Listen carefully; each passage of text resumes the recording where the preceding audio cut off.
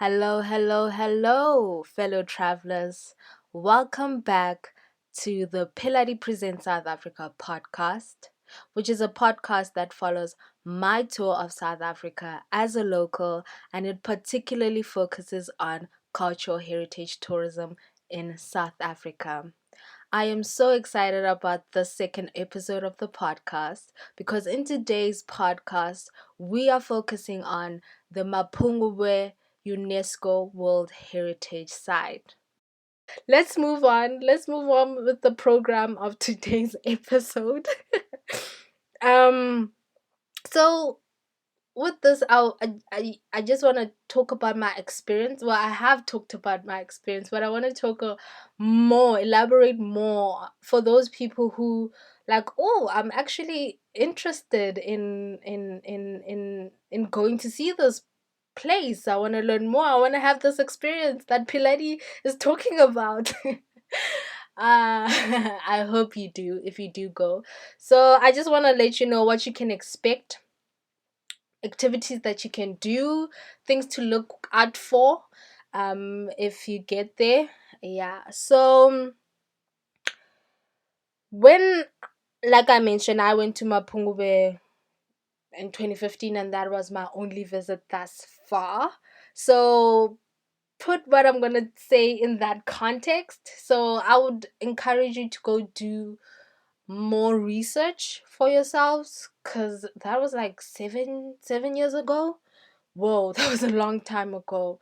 Um, so take this information that I'm about to share, but also do your own research that is relevant to today, and what might have changed in 2022, because these places improve, they also evolve because they want to stay relevant to the time, be interesting to future visitors. So things might have changed, but in my experience, I when we went to Mapungubwe, it was in 2015, December of 2015, and we were overnight visitors. And by we, I mean me and my dad. This was a father-daughter uh road trip. My mom is not much of a traveler. See, she prefers to stay at home rather than travel. So this was a father-daughter trip, and so we were overnight visitors, but um day visitors are allowed because there's also even a day visitors area. There are places that day visitors can go and engage with. But overnight visitors, what that means is you can sleep at the national park, and we slept at the, how do I pronounce this name? Liokwe. Liokwe camp. Yeah, I think I've said that correctly. And this is I think this is a camp that has hut inspired chalets. The chalets are shaped like huts, It was so cool being here. What I liked about this place is that uh the shower, it's outdoors. It's not outdoors, but it's outdoors. And what I mean by that, it's you're still in the chalet, but when you shower, you can see the sky above you, and you can see the animals if you're lucky enough that animals are passing by as you are showering. Yeah. But I don't think animals would be because this is I think this camp might be enclosed so people can feel free to walk around the camp, because guys, there are wild animals at Mapungubwe, right? So don't want to be walking around next to your chalet and then be attacked by a lion. So I think animals are restricted from this area, but basically you can see the sky above you. You still feel like you're part of nature even when you're showering. I remember I could see the trees outside when I could peek through the gaps in the shower enclosure. So that's what I liked. And what I liked also, at night, there's no TV, there's no technology in a sense of entertainment.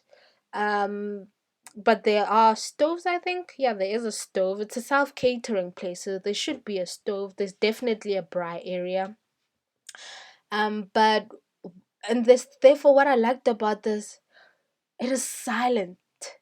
And what you can hear is you can hear the sounds of the night, right? It is so beautiful. I found that very beautiful, very calming and relaxing. I just wanted to stay there forever. You can hear the crickets, you can, and it sounds like music, guys. It sounds like music. I really found it beautiful. Maybe other people might not find that beautiful. They might be like, oh, I want to watch TV to, you know, to survive the night, right? But that was not me. But if you're that person who wants entertainment, I suggest that you bring a book or a laptop so that you can watch something or entertain yourself through the night. But I really enjoyed that silence and that time away from technologies such as TV, radio, the laptops. I wasn't prepared for that because I did not know what we were going into when we went to Mapungubwe. But even when that happened, I didn't find it disappointing at all when I learned that, oh, there's no TV. I didn't find it disappointing at all. And you get to go to bed early because of that. Um, so that's my experience of being an overnight visitor. What happened also, another activity that we engaged with, uh, the day that we arrived, we did a sunset drive, a sunset game drive, guided game drive, where you can go and see the animals and see the wildlife, see the nature, the bushveld, and the baobab trees. Oh, and guys, the baobab trees, they are so big. They are so big. They are so big, guys. I've never seen such huge trees in my life. They are big and tall. You cannot wrap your arms around that. Honestly, you cannot wrap your arms around the baobab trees that are found at Mapungubwe. They are so big. And if I remember, while those trees are like thousands and thousands and thousands of years old.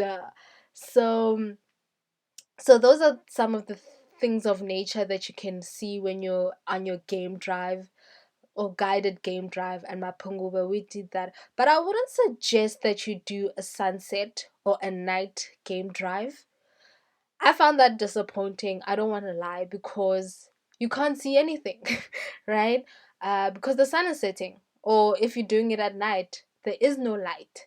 So the things that we saw, the animals that we saw, if I remember what we saw, I definitely remember seeing an elephant or elephants. And how I remember this is because our driver was so afraid of the elephants because he has history with them. I remember he told us a story of where he saw a car being crushed by an elephant. And I once saw a video once went viral in South African news or South African media where there was this car being crushed by an elephant.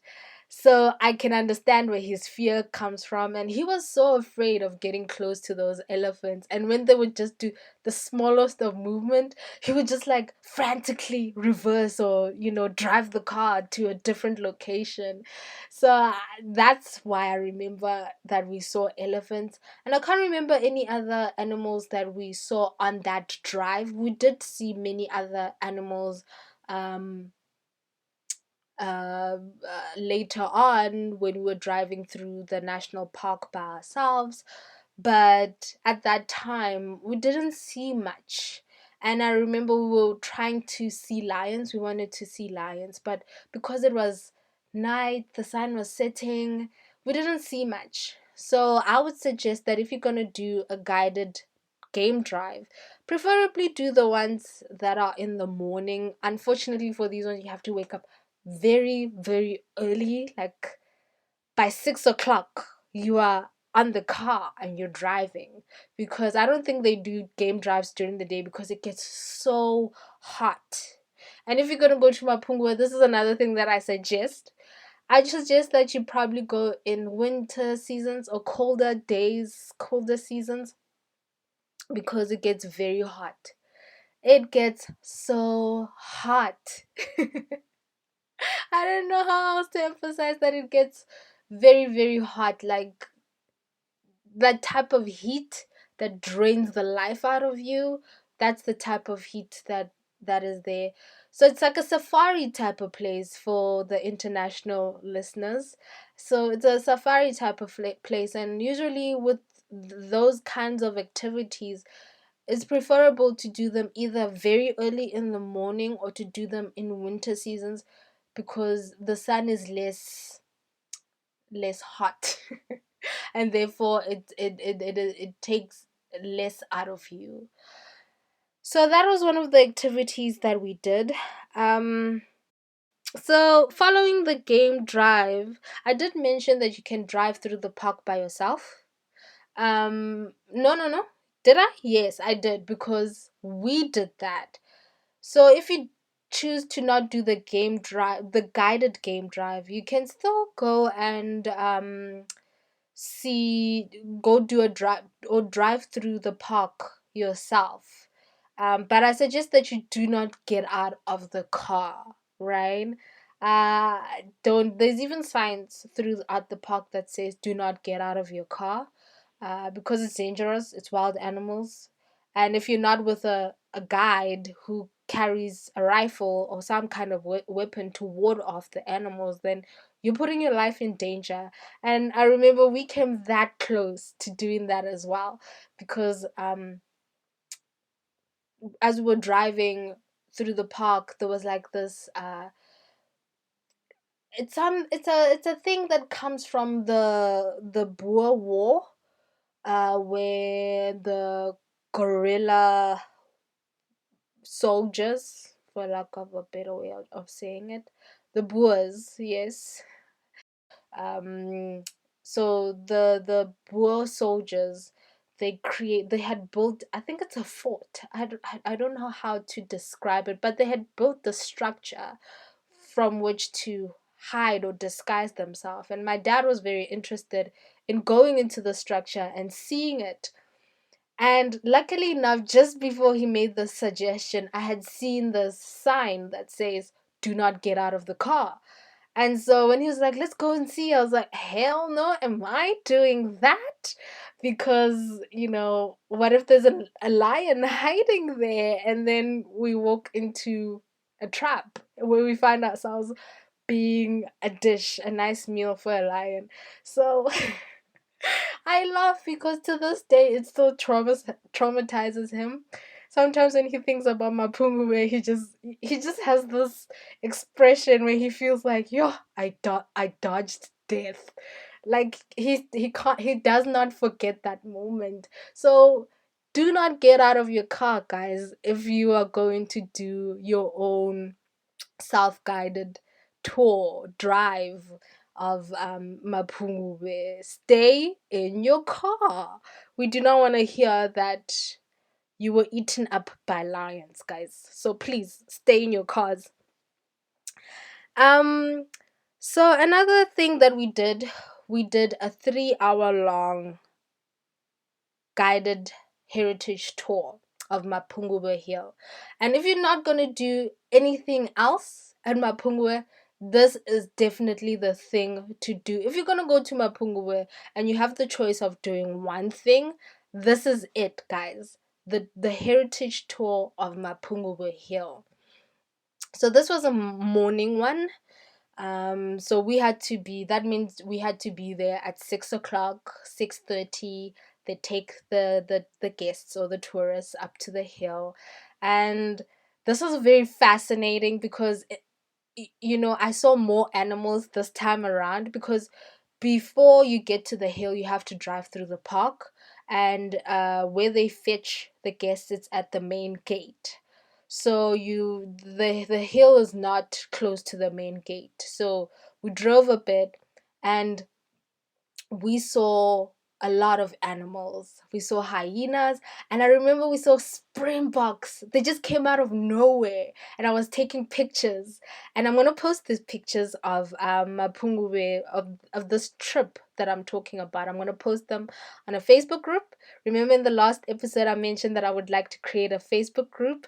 I'm gonna create it, even though there are no members yet, and possibly no listeners at the time right now of the second episode.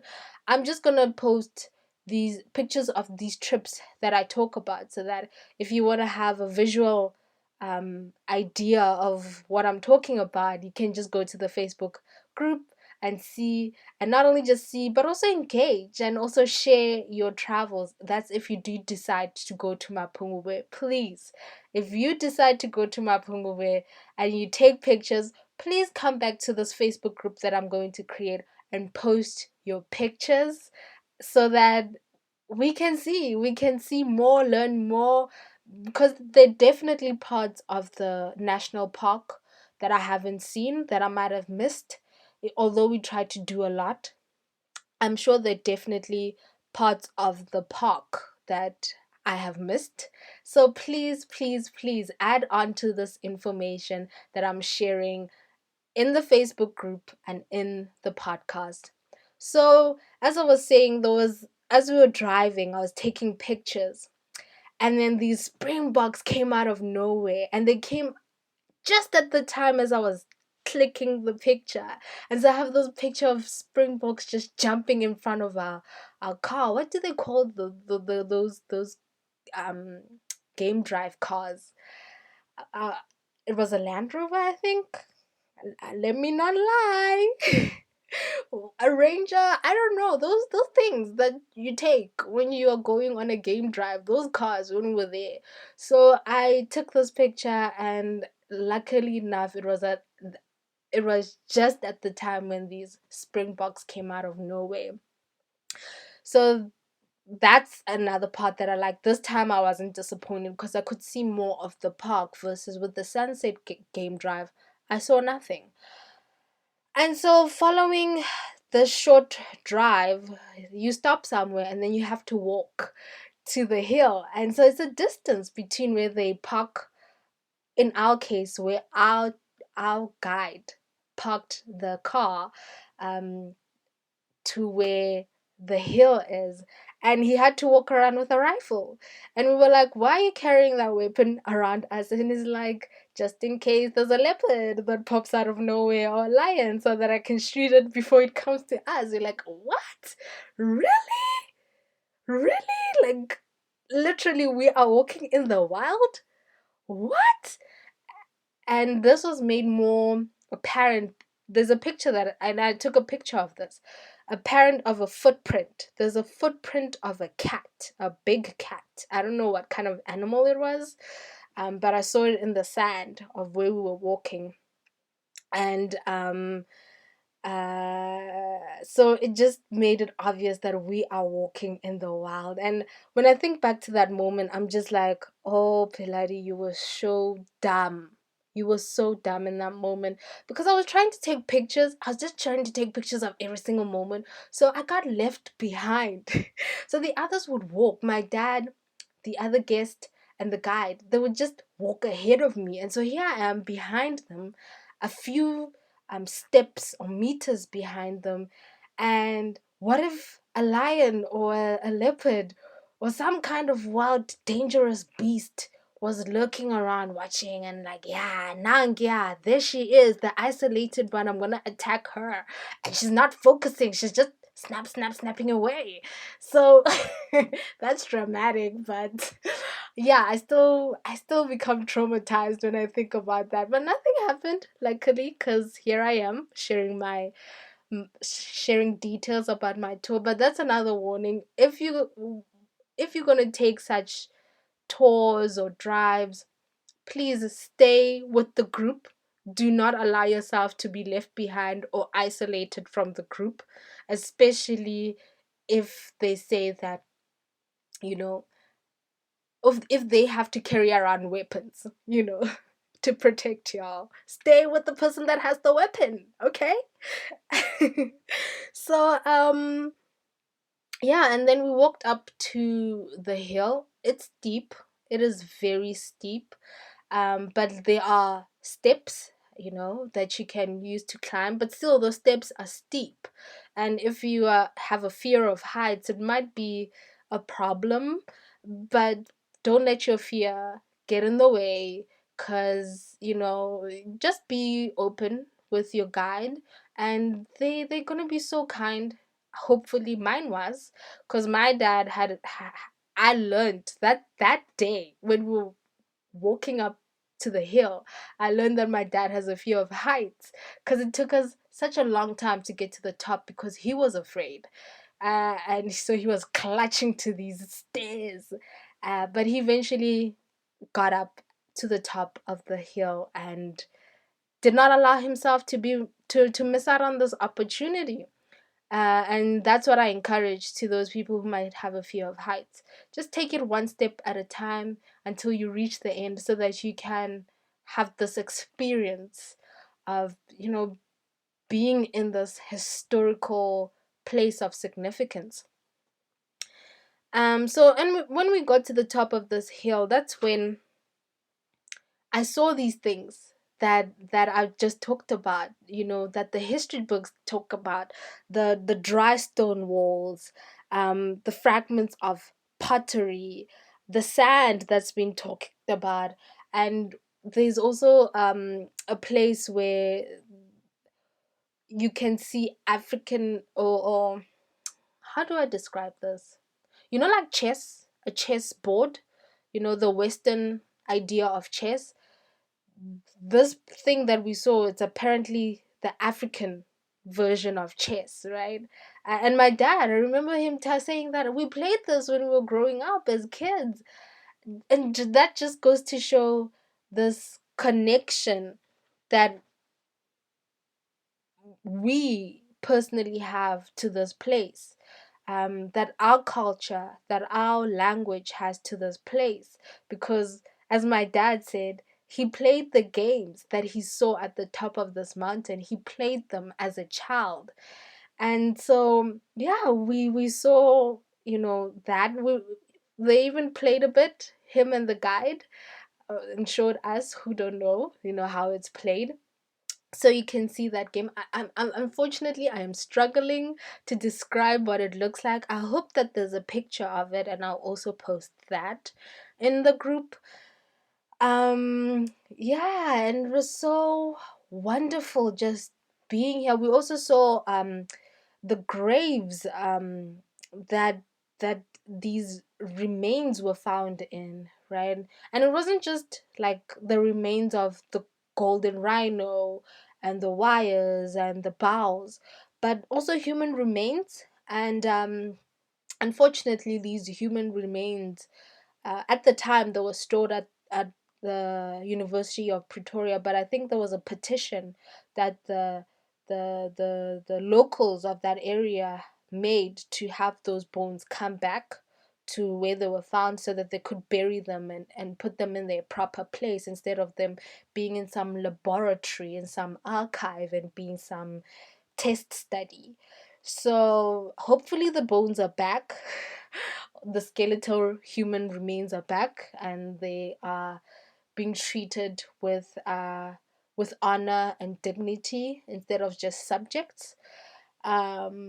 But yeah, we saw these graves where these remains were found, and we also saw this place, and it is assumed, well, our guide at the time, he said that this is where they stored their meat as a fridge, right? They dug a hole in this hill, so it's a cool area. So they would put the meat in this area, so they'd put salt on it to preserve it, and then put the meat in this area to make it last longer, so that their meat could last longer. And it makes sense, because these people were living at the top of a hill, and it's a steep hill, so I don't think they would just go down every day to grab, some meat, and then do that work of coming back up every day. So they found ways of preserving that meat, so that they could have it longer where they are at and have a meal. um, so it was so fascinating because it shows that, we were progressive. We were also technologically advanced. Yes, it might not have been a fridge like today, but that concept that, oh, let me store my meat in a dry and cool area so that I can have it last longer, it manifests the level of thinking and creativity that they had, and innovation that they had. And this is also emphasized by, the artworks that we find, like the golden rhino. Like, who can people shaped gold with their own hands and turned that mineral into objects of art, right? So there was a lot to see on top of that hill. I could go on forever and ever about that hill. So please go see it for yourself. Go be there, have this experience or something even much more better than what I'm talking about for yourselves and Mapungubwe, because I still have a few more things to talk about what we saw when we were at Mapungubwe. Another thing that we did was the confluence lookout or viewpoint.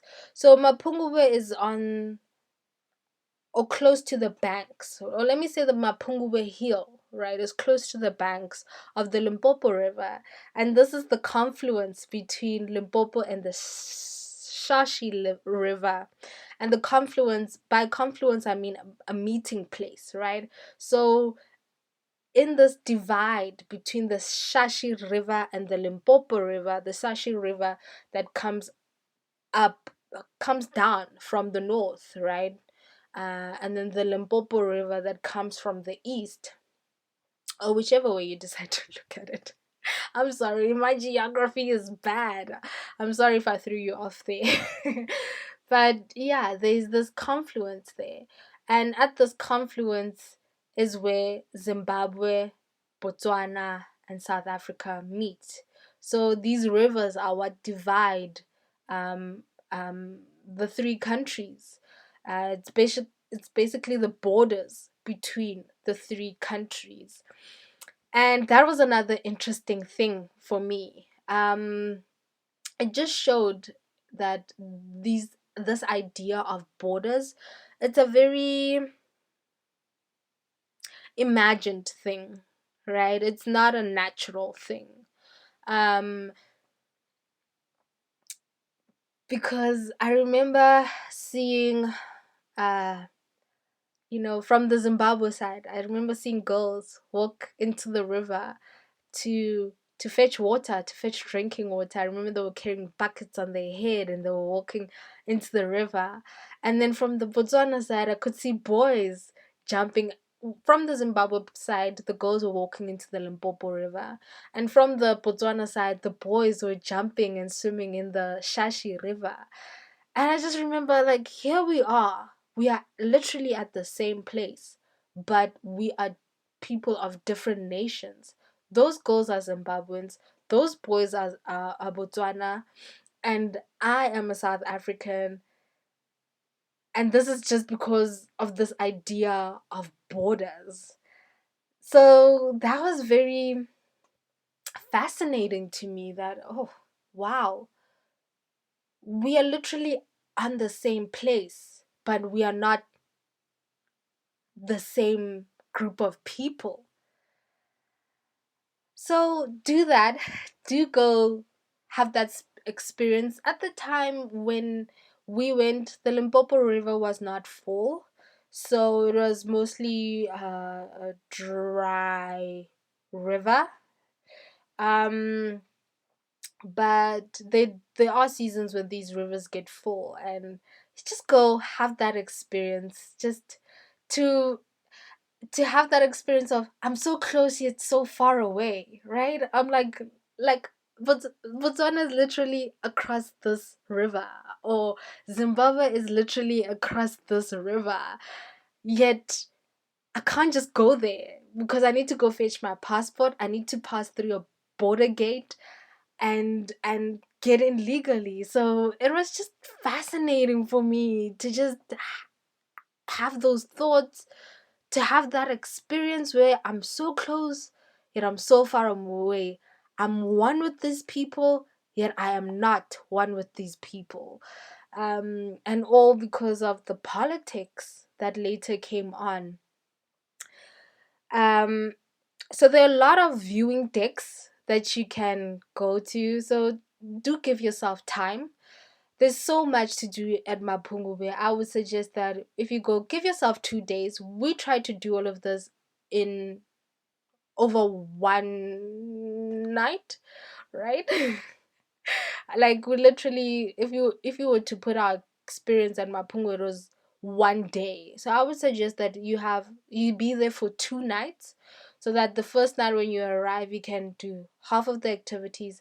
The second day when you wake up, you can do the rest of the activities, many of them being about, going to these lookout areas, these viewpoints, and sitting there and experiencing, like, immersing yourself in the place, and not just going, taking a picture, walking up and going into the next viewing place. Like, really be there, sit in that moment, and enjoy it.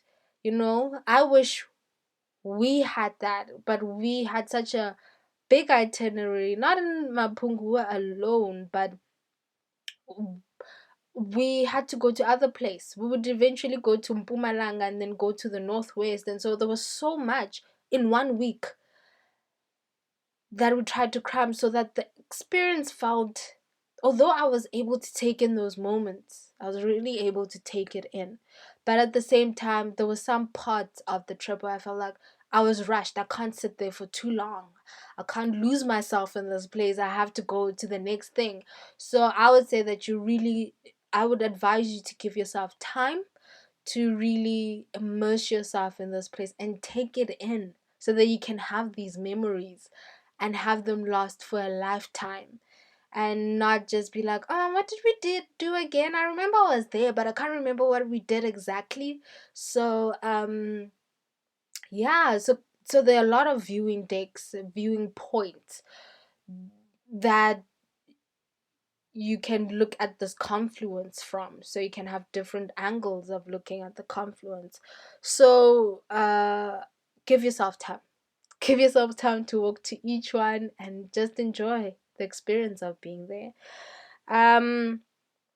There's also a treetop walk, and this is what I mean by having a memory of being at a place, but not remembering what it was like. This is the memory where the memory of the treetop walk. That's one that is hazy. I remember taking that treetop walk, but I can't remember what it was like exactly. What did we pass through? I remember passing through trees, but I don't remember now. I can't remember what does it mean to do a treetop walk, right? But that's another thing that you should look out for. And when you do, please come back to the Facebook group and tell us what a treetop walk is, because my memory of it is hazy. All I just remember, there's this it's this bridge. It's sort of like this bridge, and it walks between the trees, right? And as you're walking, you feel a bit closer, whereas with the viewing decks or the lookout platforms of the confluence, you feel far from the river. Whereas with the treetop walk, you feel very close to the river, and you can see birds. I think that's why they made the treetop walk. It's for the bird watchers, so that they can be up close to the tree. So that's my memory of it, but it's very hazy. I can't remember the details to a T. The last thing that we did on this tour of Mapungubwe was the interpretation center, and this is the place where the museum is located, right? It's very close to the main gate of the national park. So this is one of the things that the day visitors can do. And the interpretation center, the quote that I have, it says, it puts into perspective the history of the Mapungubwe cultural landscape. It houses some of the most important finds from Mapungubwe Hill, including the golden rhino. And yes, that's it. It's a museum, a very fancy museum, I must say. Like at the time, I think it was new at the time. So everything, my memory of the museum is that everything was bright and clean and white, you know. But this is another experience that we had to rush through, because we were worried that, oh, we have to go to the next place, and so we don't want to drive at night. So what we did, we had asked one of the people that worked there to guide us, through, to just briefly um, take us through the museum so that we can get a quick understanding of what's happening here. And uh, it was it was quick, it was brief, and I can't remember what she said. And I've since learned from that. Ever since then, and this is why I like traveling by myself, because I can determine how long I sit at something, how long do I read something, how long do I engage with something. But ever since then, whenever I go into a museum, I really give time to the museum. I do not rush. I've learned a lot from that trip. Just in not just with museums, also with trips in general. Instead of trying to pack too much, I tried to pick top threes, top three things, and even three things is a lot, guys. I've recently learned that at another trip that I did, a solo trip that I did, that I'll eventually talk about, and I thought, oh, it's just these three things, so I'll do these and I'll have enough time. No, there was just not enough time. Um, and yeah, time was passing me by. But that's another story that we'll engage in at another time. But yeah, I've learned that if you're gonna plan a trip, really engage with the things that you have identified that you're gonna engage with, especially when you're gonna go into museums. Because even guided tours, tour guides, they they are human beings. And especially if you're a human being that knows everything about that place that is there, you take things for granted. You forget that for this other person it's a new experience, and so you might rush through things taking it for granted that this person does not know anything about this place. And so I felt like that guide was very brief, and I left there not understanding much. It's supposed to be an interpretation center, and I didn't get much interpretation. So, but I do remember seeing the golden rhino, and that was worth it. At least I got to see these findings that they're talking about, what was on the hill, because you're not going to see the findings on the hill, you're going to see them in the interpretation center. And that was the the the takeaway from the interpretation center, that, oh, at least I got to see the golden rhino, and it's so small. When you look at the pictures online, you think, oh, this thing is big, and then you get, it's so small, it's so tiny, it's so delicate. It feels like if you were to hold it in the palm of your hand, it's just gonna, like, fall apart and turn into dust in your hand. And yeah, so that is the big thing about the interpretation center that I remember. There's also this architectural design that says Afrocentrism, Afrocentrism, Afrocentrism. That's how it's built. I don't know how to describe it, but you'll know when you see it. It has this very unique design that I've not seen anywhere else but at Mapungubwe. There's also a restaurant that you can go eat at, and we did eat. They sell very nice food. I remember we bought like the pap and some type of meat. I forgot what that meat is. So there is something for the Westerners, then there is some things for the locals, because just to try and keep to that thing of oh, this is, we're trying to give an African experience here, or an experience of this civilization, and therefore that experience is not only in the place and the tours, but it's also in the food itself. So that was my experience of Mapungubwe. Um, do go check it out for yourself. Especially if you're an African person, no matter how old you are, or how young you are, parents, if you're a parent and you're listening to this, take your kids along. So do that. Do go to Mapungubwe. If you're parents, do take your kids along. And when you do that, please share your travels in the Facebook group that I'm going to create. I will mention what the name is. I'm still undecided on the name. So I'll mention the name in the next episode of the podcast. So that you can have access to the group and that we can have this conversation. I really want to see your trips, guys. I mean it. I want to see your trips. I want to see what you get up to. I want to learn more. Not only, like I mentioned in the previous episode, not only do I want to give information, but I want to learn, and I want to learn from you guys as well. As much as I'm learning from books, I'm learning from my own experience. I want to learn from others, and that includes you. So please do go into the Facebook group, share your travels. Even if you don't have anything to share, feel free to get into the podcast, into the group, Facebook group, and ask a question if you feel like you need some more clarity on some things that I say in these episodes that I discuss of these different places that I've been to. Um, and I will freely answer your question, or if the group, there's more people in the group and those people have also have traveled to these places that you're asking about, they can also bring in their 2 cents. So please, guys, share. I want to see. I'm so excited about this Facebook group, and I'm going to mention the name in the next podcast. Thank you for listening. I am so sorry for the length of this podcast, but Mapungubwe was so precious to me, still is, that I couldn't just be brief about it.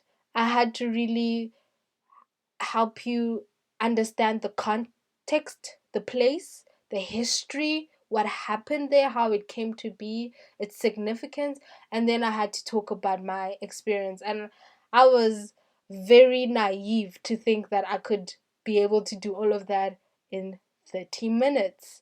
I enjoyed sharing this information. I hope it was worthwhile for you. Thank you for listening, and I will see you in the next episode.